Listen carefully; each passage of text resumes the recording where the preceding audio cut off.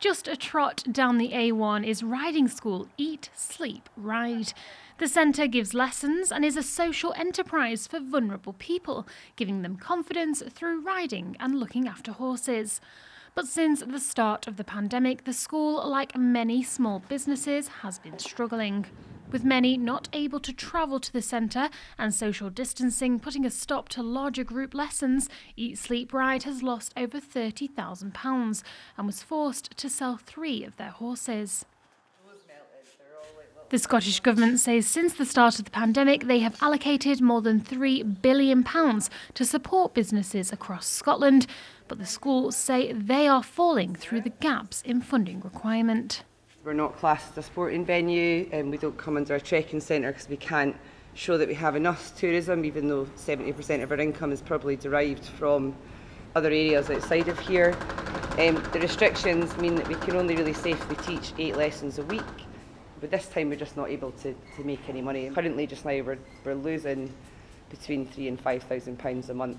Furlough doesn't work when you've got animals.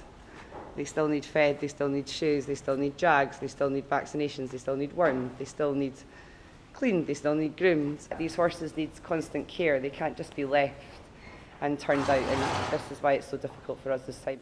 Local councils across Scotland now have funding in the form of a discretionary fund to help businesses that may have missed out on other support schemes.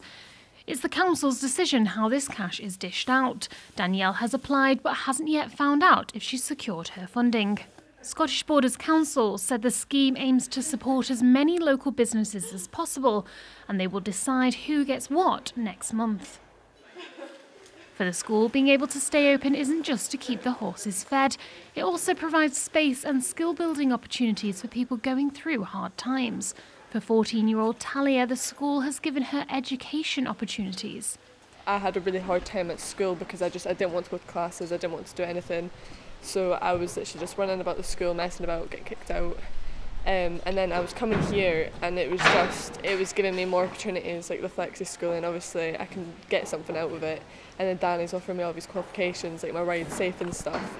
So it's giving me stuff that I can always go back on. Even though I still don't want to go into school, I'm doing some of it, at least. Danielle hopes she can get the support she needs to keep her centre open and keep her horses in hay. Jennifer Cordingley, ITV News, Eyemouth.